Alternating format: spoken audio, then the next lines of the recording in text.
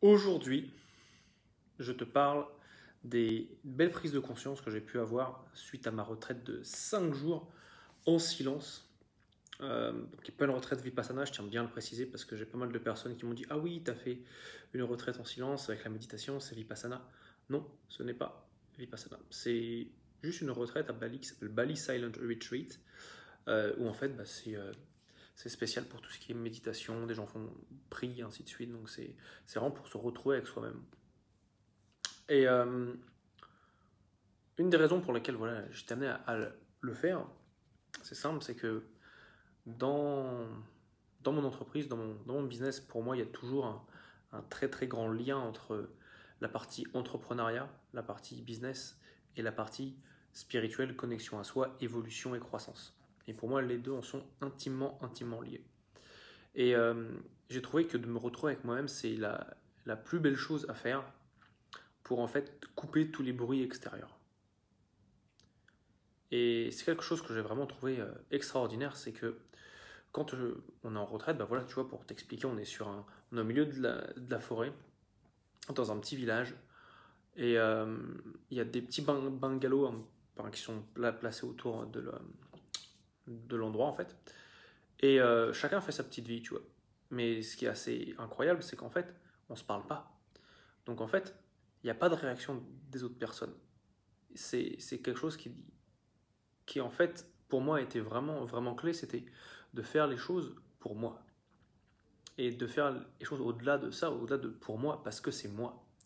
Ça a été vraiment quelque chose de très pertinent, d'arrêter de me dire, ouais, je fais les choses pour moi, et de me dire, non, parce que c'est moi. Je le fais parce que c'est moi et pas pour moi. Ça, c'est un grosse prise de conscience. De me dire, voilà, tout ce que je le fais parce que c'est moi. Et de me réaliser vraiment, je pars de mon être et pas, je pars pas de qu'est-ce que moi je vais en gagner, comment est-ce que je vais pouvoir en bénéficier. Avant, c'était comme ça, tu vois, et en étudiant, en analysant, j'ai découvert ça et c'était vraiment très puissant de le faire parce que c'est moi. Et ça, c'était vraiment extraordinaire. Surtout que la retraite avait commencé de manière assez intense en sachant que voilà, j'ai eu ma copine juste, enfin j'ai commencé le samedi, donc je l'ai eu, c'est la dernière personne à qui j'ai parlé avant de démarrer la retraite. Et en gros, pour faire simple, on s'est un peu pris la tête, quoi. Et, euh, et alors ça, en analysant ce qui s'est passé, je suis en train d'étudier un livre qui s'appelle The Big Leap, le grand saut de Gay Hendricks avec un book club que j'ai formé. Et on est 5-6 personnes dedans, 5 personnes. Et en fait, c'est typiquement ce qui s'appelle un upper limit. C'est en fait, j'étais passé de cette habitude de bosser, d'être focus, de produire du résultat et ainsi de suite, à prendre du temps pour Gaël. Et quand je suis passé en mode prendre du temps pour Gaël, je fais oh putain, qu'est-ce qui se passe? C'est pas une chose à laquelle je suis habitué. Est-ce que je le mérite? Est-ce que je peux le faire? Ainsi de suite. Et donc en fait, ce qui se passe, c'est les êtres humains, c'est ce que Gay Hendricks explique dans son livre, en fait, vont chercher à s'auto-saboter. Donc en fait, moi je l'avais fait très bien avec ma copine, tu vois, donc c'était un peu prise de tête et tout ça juste avant de ne pas lui parler pendant 5 jours, donc je te laisse imaginer le délire. Et en fait, ce qui s'est passé, c'était là où donc on a plusieurs choses qui sont prévues, et c'était là de me dire, en fait, j'ai tout ce que je suis amené à faire, je le fais pas. Enfin, je ne le fais pas que pour moi, mais je le fais parce que c'est moi. Si je suis avec elle, c'est parce que c'est moi. Si je suis ici en retraite pour faire la méditation, c'est parce que c'est moi. Et pas parce que c'est pour moi. Oui, j'en ai des bénéfices également, exactement, tout à fait. Néanmoins, quand je pars de parce que c'est moi et pas pour moi, les choses changent. Parce qu'en fait, c'est un peu comme si il n'y avait plus d'attente en fait. Et ça, c'est une sacrée différence. Parce qu'à la place d'attendre quelque chose, oui, c'est pour moi, c'est ce que je vais en retenir, c'est ce que je vais avoir, ainsi de suite. Tu vois, ça va créer une certaine tension en moi. Et en toi, certainement aussi. J'imagine que quand tu t'attends à avoir quelque chose, si tu ne l'as pas exactement comme tu le souhaites, tu vas te dire, putain, il y a un truc qui manque, patati patata. Alors que quand tu te rends compte que c'est parce que c'est toi et parce que c'est moi, les choses vont changer parce que là, la confiance arrive, la confiance s'installe. Et dans un monde voilà, qui est plus qu'incertain à l'heure actuelle, qui est amené à changer globalement d'une minute à l'autre en fonction des décisions des différents pays, des différents États, de savoir que ce qui se passe parce que c'est toi, ça te remet toi au contrôle de ta vie, au contrôle de tout ce qui se passe autour de toi. Comment est-ce que tu contrôles tes réactions à ce qui se passe? Parce qu'en fait, ce qui va se passer, c'est qu'ensuite tu vas manifester. Tu vas le voir, ça va arriver dans ton champ de conscience.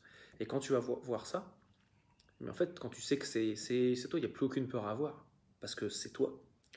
Et ça, tu vois, c'est quelque chose que je combinerai avec une autre précision. Là, pour tout te dire, là, j'ai effectué la plus belle signature, enfin, la plus belle signature. C'est pas qu'il y en a des belles, des moches, mais c'est en termes de montant, c'était le plus beau contrat que j'ai signé en termes de montant. Et ce qui se passe, c'est qu'en fait, au moment où j'ai fait ça, eh bien, je me suis dit, waouh, putain, c'est réalisé, c'est fait. Et tu sais, c'est un peu. C'est facile, tu sais, d'être toujours en quête de l'objectif d'amélioration personnelle et puis d'être sur le chemin pour atteindre.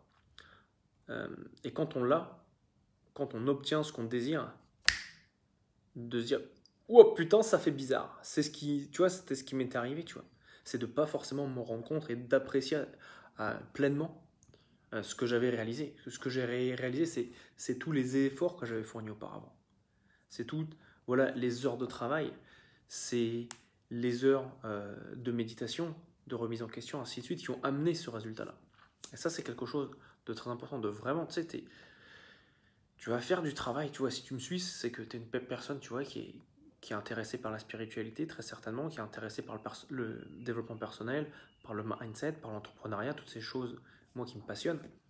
Et en fait, c'est de te dire, voilà, tu as les résultats, tu les manifestes. Et quand tu les manifestes, c'est de ne pas en avoir peur et c'est vraiment de les apprécier. Ça, c'est quelque chose qui est très, très, très important. Tiens, ça m'amène parfaitement sur l'autre sujet. Là j'ai mes notes juste là avec les différents sujets pour ce moment ensemble. Et je vais en profiter pour dire bonjour à Laurence et bonjour à Nadia. Bienvenue. Ça me fait plaisir de vous voir. Si vous avez des questions, posez-les-moi. Comme ça, je peux vous y répondre. Ou clarifier quelque chose si nécessaire. Donc, je disais, j'arrive au point suivant, tu vois, ce qui est la patience. Et si tu veux, moi j'ai quelque chose, c'est que, tu vois, à force de coacher mes clients, de me coacher moi, d'être coaché, tu sais, j'ai une sorte d'impatience. Je veux que tout se passe tout de suite. Surtout quand c'est des choses qui sont liées au mindset, tu vois. Et j'en oublie, tu vois, c'est un peu la différence, c'est entre, voilà, quand je bosse avec mes clients, quand on est sur des séances de 1h30, qu'on bosse sur une chose en particulier, on va résoudre une problématique. Par contre, tu vois, appliquer ça aux personnes de ma vie de tous les jours, ma copine, ma mère, mon frère, mon oncle, peu importe, les personnes qui sont autour de moi dans ma vie, ça ne fonctionne pas.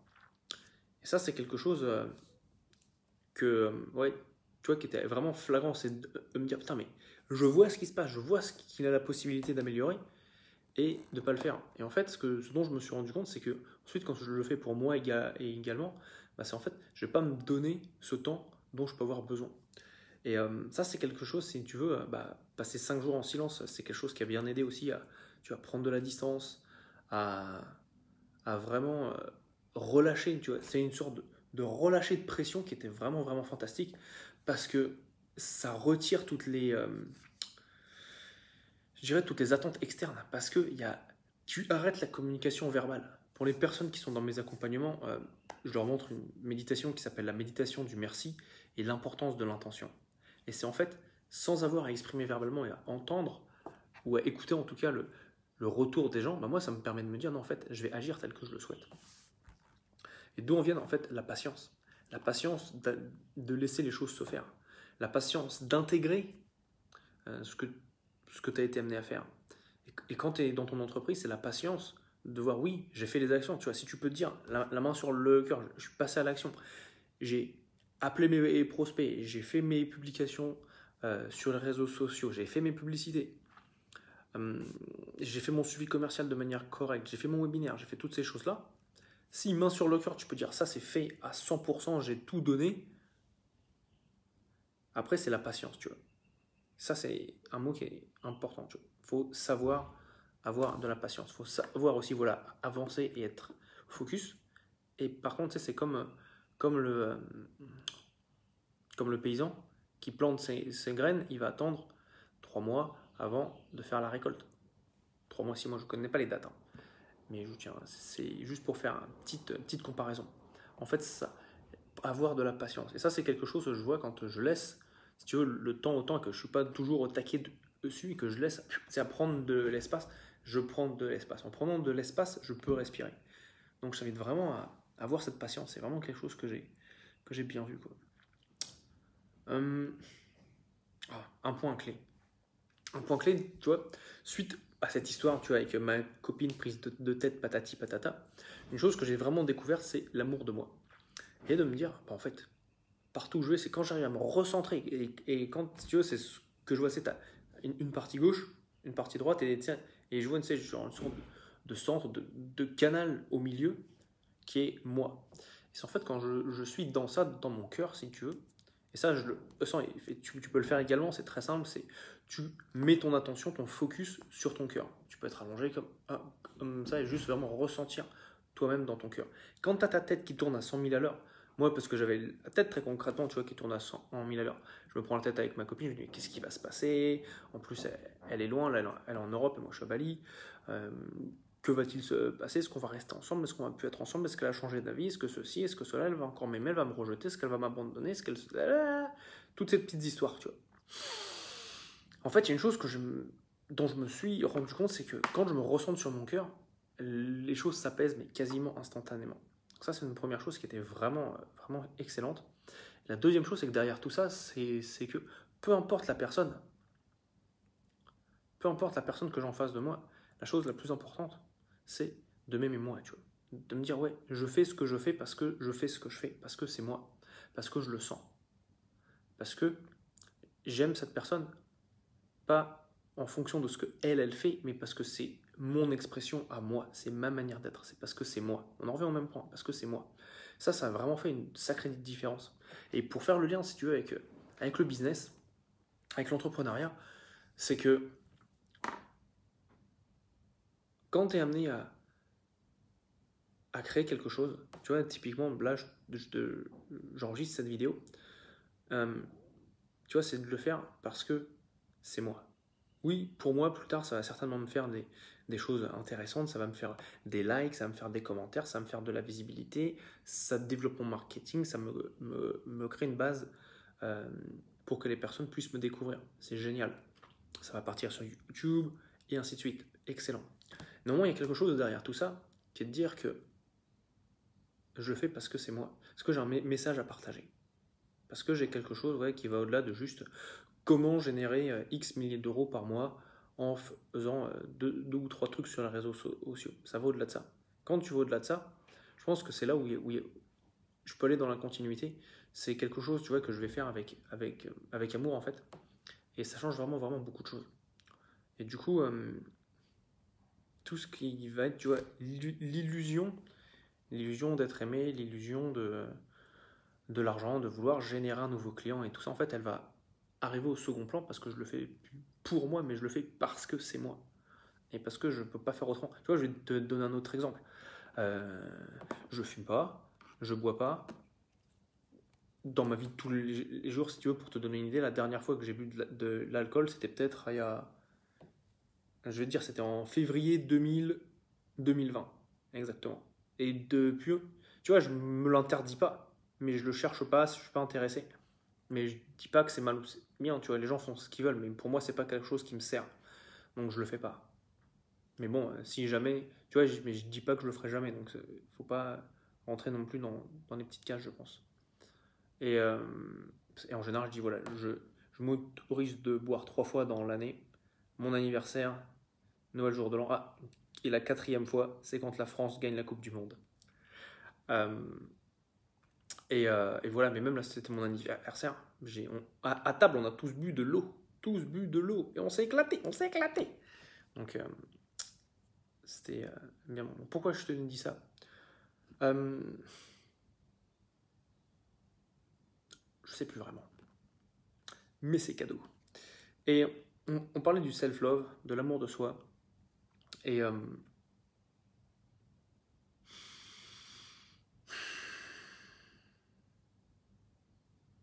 tu vois, de l'importance de faire les choses pour soi. Et parce que c'est toi. Donc oui, c'était pour ça. Parce que si c'est quand je fais les choses parce que c'est moi, parce que c'est moi, tu vois, moi ça me vient pas l'idée d'aller acheter des bouteilles de vin, tu vois, par exemple. Parce que c'est moi. Par contre, parce que c'est moi, je vais à la salle de sport quasiment tous les jours. Parce que c'est un truc, c'est moi, ça me fait kiffer. Quand j'y suis, je kiffe. Pareil, si tu veux, c'est parce que c'est moi, j'aime me connecter avec les gens. Et c'est mon kiff. Et c'est pas. Oui, pour moi. Ensuite, après, oui, ça me donne des avantages, tu vois. De connecter avec les gens, ça me permet d'être sur des interviews, ça me permet de développer mon réseau, de faire que j'ai des personnes qui m'invitent à parler des, des scènes européennes. Ça m'a permis de coécrire un livre. Pourquoi? Parce que c'est moi. Et oui, ça s'est passé pour moi. Mais en fait, parce que c'est moi à la base. Et je me lève le matin, c'est comme ça. Pareil, je vais à la salle de sport. Pourquoi? Parce que c'est moi, parce que ça me fait kiffer. Avant, ça me faisait pas kiffer du tout, je vais te dire. C'était quoi, début avril, mais tu m'aurais jamais vu en salle de sport à lever des haltères. Par contre, j'ai appris à aimer. Et maintenant, j'y vais même le matin, tôt, avant de faire d'autres rendez-vous. Et je me suis dit, mais je me reconnais pas là. Pourquoi? Parce que c'est moi. Et c'est vraiment, tu vois, s'autoriser à être son nouveau soi. Et ça, c'est important, tu vois. T'autoriser à changer, à évoluer, et pas se dire que les choses vont être stables, fixées et figées. Avant d'aller à la retraite de 5 jours, j'ai passé quoi, 2 heures avec mon yogi pour voilà, développer mes compétences qui sont liées. Alors ça, c'est une passion de la gestion énergétique pour faire de la guérison. J'ai d'ailleurs guéri certaines personnes, tu vois, qui n'arrivaient pas à dormir et maintenant elles dorment comme des bébés. Elles dorment dans des avions quand les chiens aboient, donc c'est assez extraordinaire. Elles font des siestes qu'elles ne faisaient pas avant, vraiment top. Et donc, il m'a dit quelque chose, il m'a dit, ah ouais, t'es sûr que tu fais pas ça parce que c'est la femme en rouge? De la femme en rouge, ouais. Tu sais, la femme en rouge dans Matrix. Et je me suis dit, mais qu'est-ce qu'il me raconte de la femme en rouge de Matrix? Et donc, je suis parti pendant 5 jours avec ça en tête, à me dire, mais qu'est-ce que c'est? Qu'est-ce qu'il veut me dire, tu vois? Et tu vois, autant avant, je me suis dit, bah, en fait, je lui ai demandé. Je lui ai demandé, il va me donner la réponse. Et sauf que là, je ne pouvais pas parler pendant 5 jours. Donc, en fait, la réponse, en arrêtant, en ralentissant, elle m'est venue toute seule. Pourquoi? Parce que j'ai commencé à voir ce qu'il voulait dire, à me dire pourquoi est-ce que j'ai été, en anglais le mot c'est trigger, j'ai été touché, je dirais, voilà, touché par ce qu'il m'a dit, et en me disant mais il veut me dire quoi exactement, est-ce qu'il me critique, est-ce que c'est ceci, est-ce que c'est cela? En fait, ce qui se passe, c'est que quand on dit, tu vois, oui, tu as toutes les réponses à l'intérieur de toi, c'est tellement, tellement vrai. Parce qu'en fait, en y réfléchissant, j'ai compris ce que ça voulait dire. La femme en rouge, tu vois, c'est le plaisir d'essence.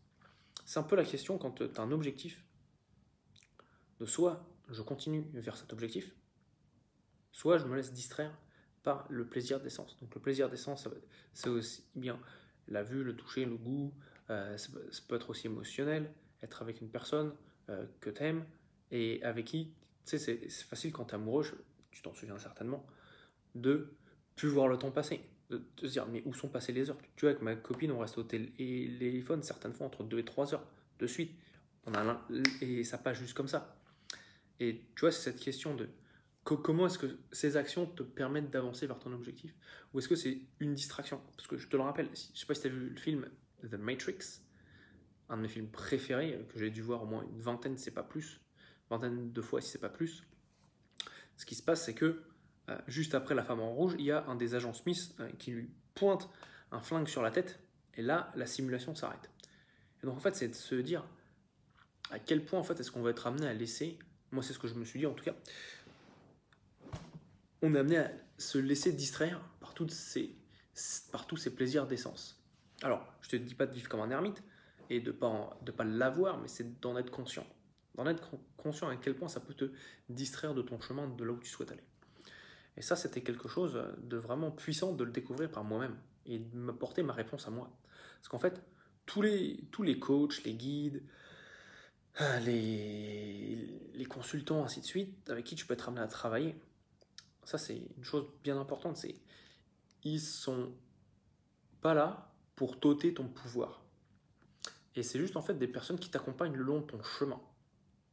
C'est pas des gens qui sont là pour t'apporter les réponses. Moi, c'est ce que j'ai découvert. Mon coach, c'est ce qu'il m'a dit. Il me dit, ouais, qu'est-ce qu'il me raconte? Et c'est tellement, tellement vrai. Il faut en être indépendant. C'est en fait, c'est te construire toi, personnellement. Pourquoi est-ce que tu as déjà tout en toi? Et ouais, ça peut paraître un peu bizarre à dire, mais en fait, on a effectivement, on a tout déjà en nous. Donc ensuite, c'est surtout une question de comment prendre le temps, avoir la patience d'écouter pour ensuite obtenir nos réponses.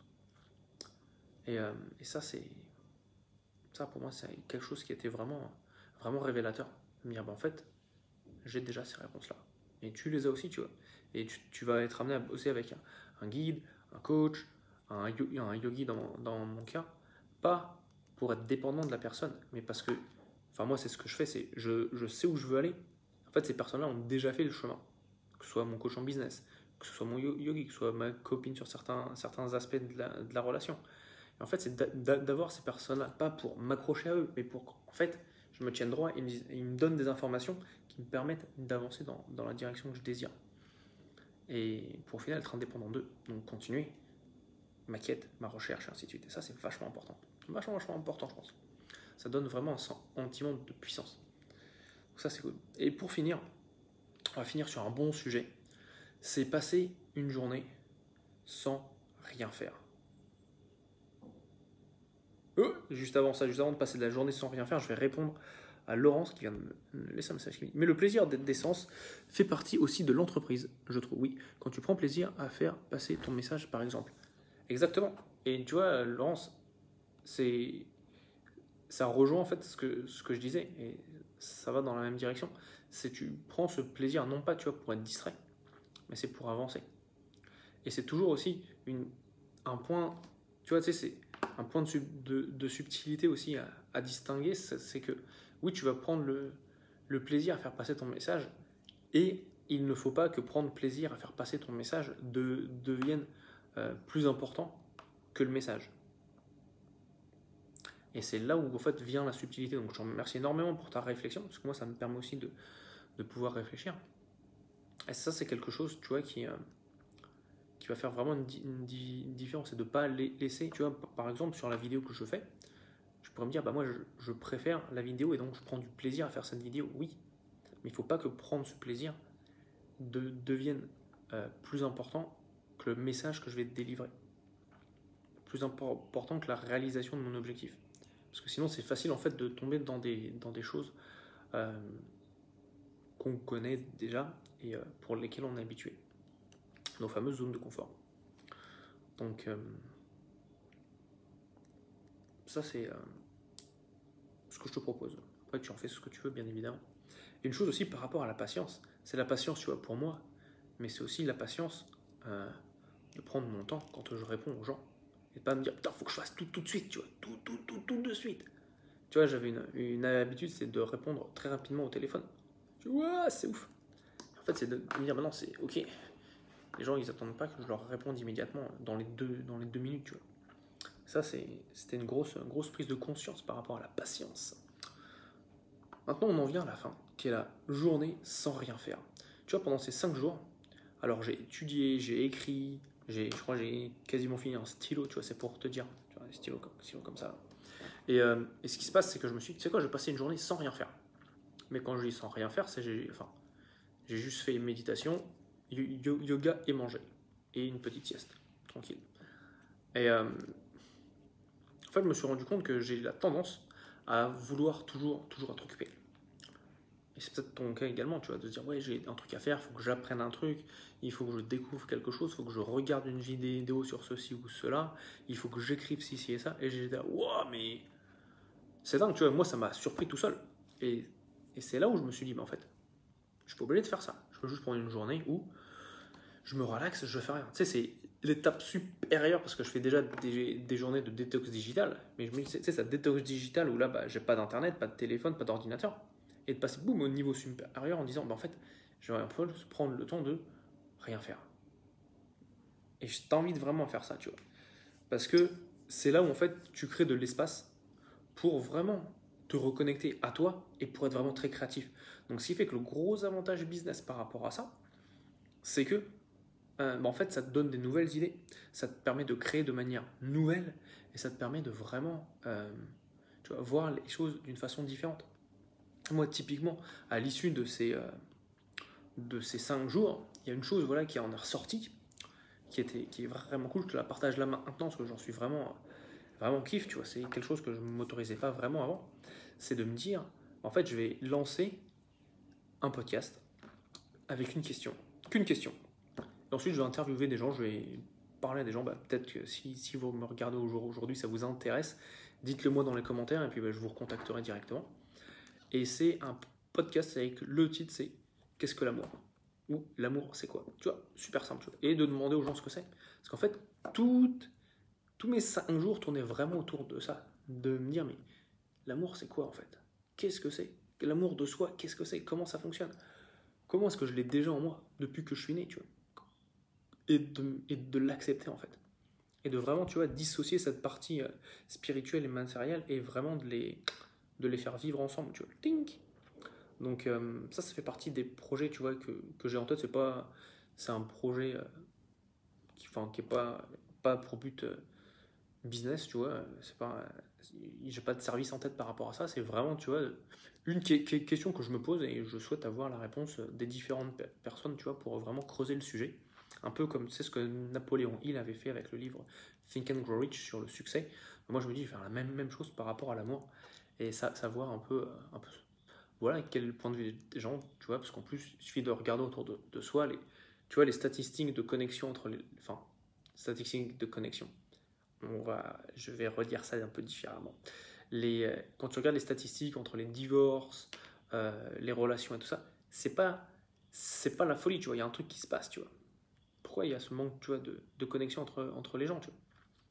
Et moi, j'ai quelques idées, tu vois, mais ça m'intéresserait, tu vois, de parler à des gens, tu vois, qui ont déjà, je sais pas, des années de mariage, des personnes qui ont divorcé, si tu le sais, et pas moi, je suis divorcé, j'étais marié et divorcé, et c'est de savoir et comprendre, voilà, tu vois, ce qui se passe de ce point de vue-là, et de ce que les gens appellent l'amour, tu vois, t'as des coachs d'amour et ainsi de suite, et comprendre, tu vois, quelle est leur version des choses, et même parler, tu vois, à des gens X, Y, Z, tu vois, parce qu'on est tous concernés par ça, et je pense que c'est une belle contribution.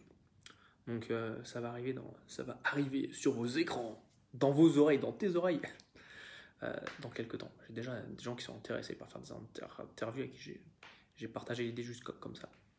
Donc voilà, beaucoup de choses qui sont passées, tu vois, pendant cette retraite silencieuse, avec le silence, le yoga, la méditation tous les jours, et de la bonne nourriture végétarienne / vegan. Ça, c'était chouette. Sur ça, écoute, si tu as trouvé la vidéo intéressante et pertinente, je t'invite à me laisser un petit pouce, un petit pouce bleu, parce que ça marche comme ça quand on est sur les réseaux sociaux, toi-même tu sais. Un petit merci pour les cœurs, j'apprécie.